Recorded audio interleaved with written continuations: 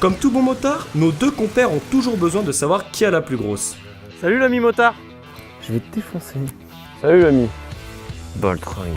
À l'heure de leur rivalité, on a tiré un petit comparo sportif. Et bien évidemment, on a commencé par leur demander de se tirer la bourre.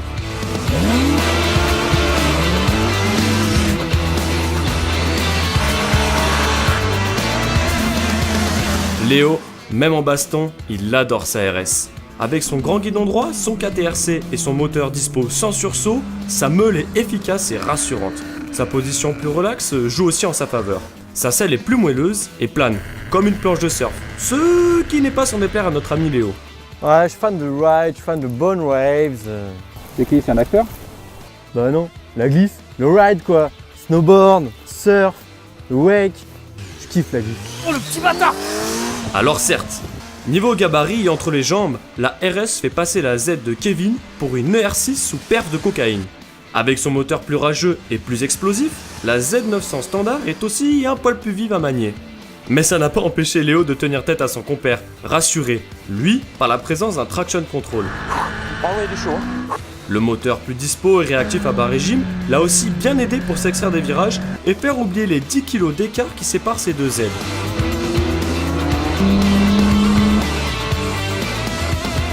En plus, la RS n'a pas de mal non plus à se mettre au garde à vous. Elle manque en revanche un peu de garde au sol face à sa concurrente du jour. Même si c'était parfois tendu, les deux bougres ont pu compter sur des châssis prévenants et sains. De bons freins aussi, ça aide. Bien que la différence entre les étriers radio et standard ne soit pas flagrante. En tout cas, sous sa redingote d'antan, la RS cache bien sa jeunesse, car elle est autant capable de sprint que sa cousine plus sportive. Bref, difficile à l'Arsouille de les départager. Et c'est encore sur une terrasse de café que l'on arrivera le mieux à les dissocier. Bon, finalement, elle se va là.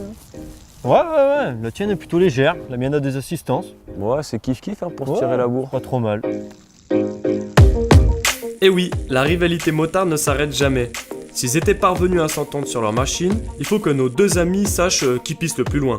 Aussi, on a voulu répondre à une dernière question. Qui chope le mieux entre le motard sportif et le rider looké?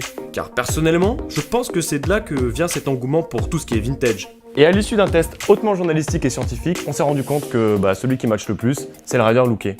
Donc forcément, ça m'a aidé à choisir ma tenue. Je vous laisse, j'ai une livraison.